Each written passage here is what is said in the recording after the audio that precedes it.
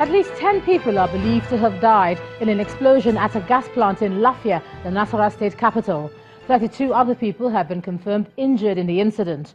According to the Deputy Director of the State Fire Prevention Service, Danjuma Bisala, the incident occurred as a result of a failed gas refill process by the owners. He says the fire service was alerted when the owners suspected an imminent explosion, but despite the efforts of the fire officers, the blast still occurred. The blaze that resulted has, however, been contained, while the injured are being treated at the Dalhatu Araf Specialist Hospital in Lafia. This is the scene of the gas explosion. It was previously occupied by a gas plant as well as a fuel station along the Lafia-Abuja road.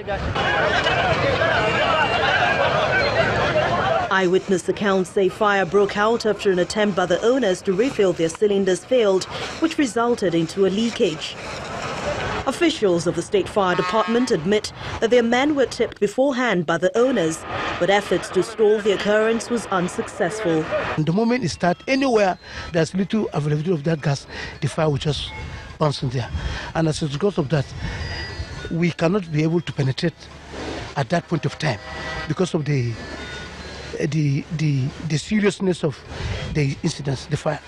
Although the actual casualty figure is not yet known, officials say at least 10 lives have been lost in the inferno.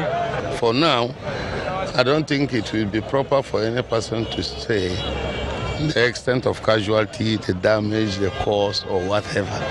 No, until the stakeholders, the relevant stakeholders come together, then we will be able to know. So this is the first fire outbreak affecting a major filling station with this magnitude. But first, I must appreciate the effort of all the security agencies on ground and men of the fire service for curtailing the situation. Some of those who run their businesses within the vicinity fault the location of the gas plant and say most of the victims were onlookers. Most gas plants, where they are being sited is aspect of the time, because when their incident happened, it's usually monumental. And as you can see from all look of things, a lot of damage has been caused here. Over 10 vehicles, both keke and pep and motorcycle, got burnt beyond recognition. And my neighbors, I can't even ascertain those who are still alive or those who are dead. Most of the people you see them burn around were the people that are staying close to the flame. And when we are trying to tell them, leave, move, they refused. For now, more than 30 people with various degrees of burns are currently receiving treatment at the Dalhatu Araf Specialist Hospital in Lafia, the state capital. To security matters, the federal government has declared that the killings in Zamfara state have nothing to do with religion or ethnicity, but a routine security fallout affecting some states of the federation. At a federal government town hall meeting in Gusau, the state capital, the Minister of Information and Culture, Lai Mohammed, advocated a holistic approach to solving the farmer-herders crisis across the state. 6 federal ministers, including the Defence Minister Mansuruddin Ali, preferred various solutions towards ending the killings. The state governor, Abdulaziz Yari, confirmed that the challenge of armed banditry has significantly affected the state rural economy, in addition to loss of lives and property. Meanwhile, the federal government delegation has visited Zamfara state, northwest Nigeria, as part of efforts to address the farmer-herders crisis in the state. The team, which is led by the Ministers of Information, Agriculture, Defence and Environment, was received by the State Governor Abdulaziz Yari, after which they went into a town hall meeting. And let's look for more on security now. The situation up north, where fleeing residents of Gudumbali village in Borno State have been speaking about how Boko Haram insurgents attempted to invade their village on Saturday. The town, reportedly under siege by the insurgents, came in chanting and firing gunshots between 4:30 p.m. and Friday to 3 a.m. That's on Saturday. Although the army says it fought the attack, the villagers are still in fear and returning to Maiduguri, the state capital, in droves. News of the attack on Gudumbali town of Guzamala local government area of Borno State filtered in on Saturday as residents of the village stormed the state capital, Maiduguri.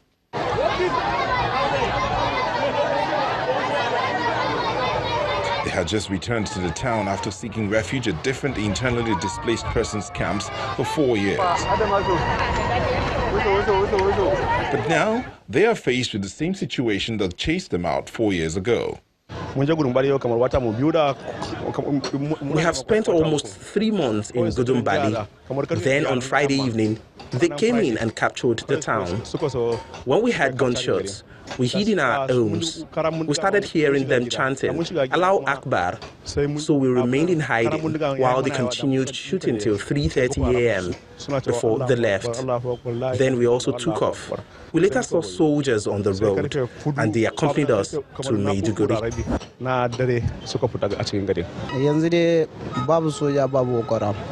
Right now, there is neither a soldier or Boko Haram in our village.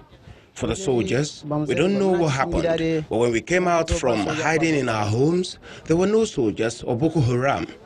We didn't see any sign that people were killed.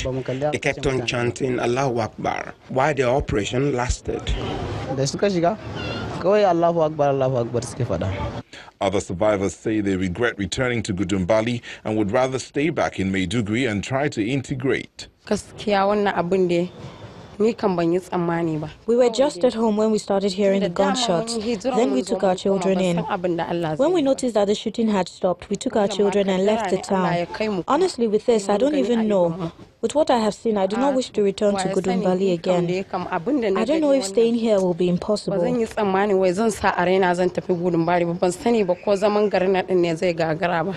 Meanwhile, a statement from the Nigerian Army authorities claims the attack on Gudumbali was repelled, with soldiers injuring some of the insurgents.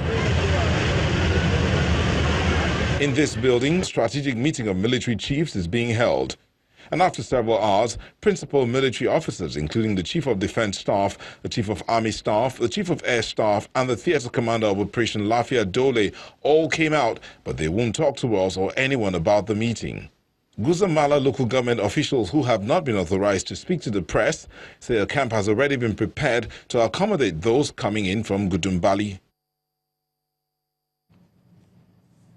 And now to politics. The Senate President, Dr. Bukola Saraki, has appealed to the leadership of the People's Democratic Party to ensure that it presents the most credible candidate for the 2019 general elections by conducting free and fair primaries. Dr. Saraki made the appeal when he submitted his nomination form at the headquarters of the People's Democratic Party in Abuja. He also gave the party the assurance that he'll work to unite other aspirants once a credible candidate is chosen at the primaries.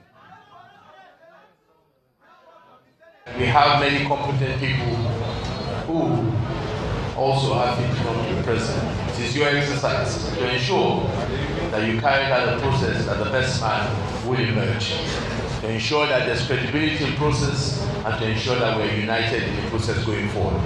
We will play our own part in ensuring that we unite everybody. There's always been my antecedent to provide unity, provide leadership in this kind of scenario. I will assure you I'll play my role in uniting all of us because we are part of one family. We are not an enemy. We are actually part of one family. Our problem is not in PDP, it's in the other party. So we will stay united. We will carry out this exercise as a family affair and we'll ensure that the party also will show that we do something that is respected across the world, across the country. So that will give us a platform to go and deliver. All Nigerians want from us today is that come May 2019, we have this flag, red, white, and green flag, standing on the day we inaugurate the next president. Meanwhile, the Lagos State Governor, Akinwumi Ambode, intends to seek re-election in 2019 on the platform of the All Progressives Congress, saying he remains committed to achieve more for the state. Governor Ambode announced his intention today while addressing scores of residents and party faithful in Alausa, Ikeja, at the state capital. Governor Ambode promised to fulfill his campaign promises and do more if re-elected for another 4 years.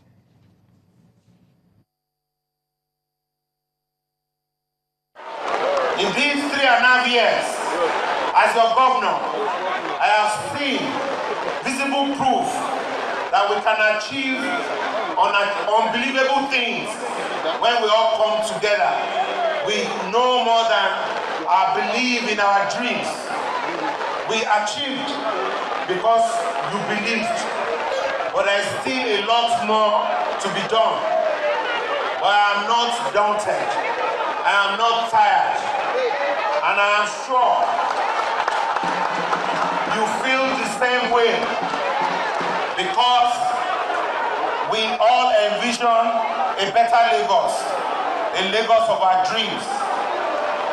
So, by this humble process, of which I've obtained the nomination form this morning,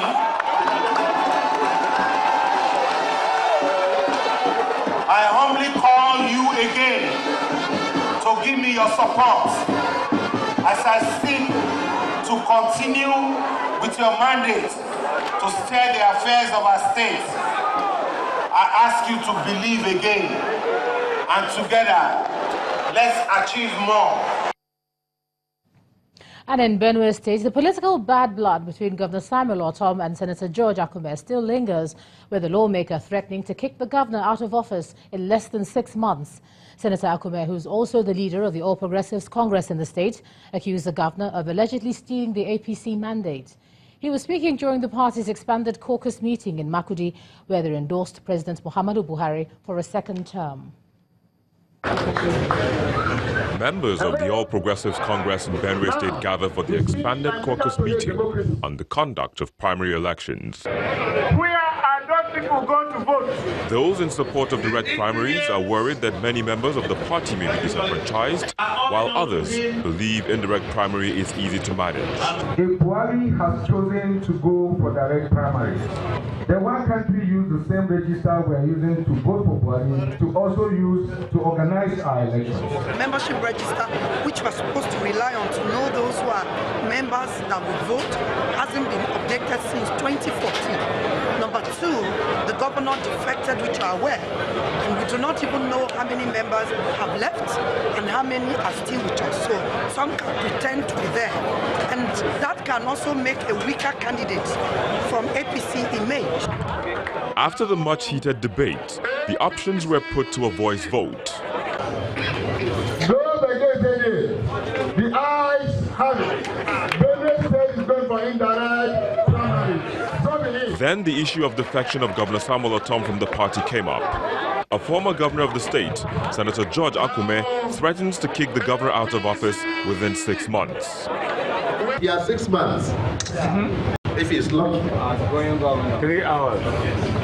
Kick him out. From then you know the direction of politics, you know the dynamism of this game, and that's why I'm happy to be a practicing politician. But the state government cannot keep mum on this matter. The governor's spokesperson says his principal is not moved by the threat. Why would he say that he will remove the governor? Does he have the constitutional powers to do that? The power to elect and vote out a governor belongs to Benue people. And Governor Ortom is not bothered by this because he was popularly elected by the people in 2015, and he has offered himself to go to recontest. And if the people say he shouldn't win again, only Benue people can decide and not an individual. As the expanded caucus meeting ends, the party members unanimously endorsed President Muhammadu Buhari for a second term in office come 2019. In part two, after the break, Governor of Bayelsa State, Saraki Dixon, receives the Campis, says the APC is winding down in the state. That's in a moment. Stay with us.